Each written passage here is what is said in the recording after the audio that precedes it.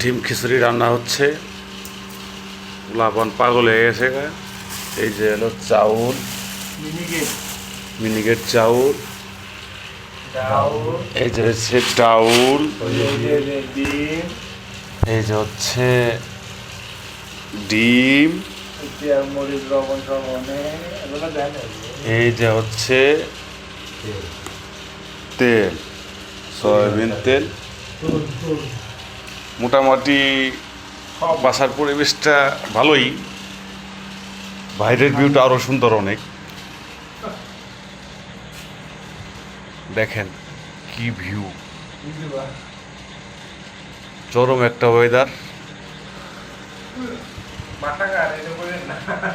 ওদিকে ওই বাতিগুলা দেখা যায়, ওগুলা এয়ারপোর্টের সীমানা।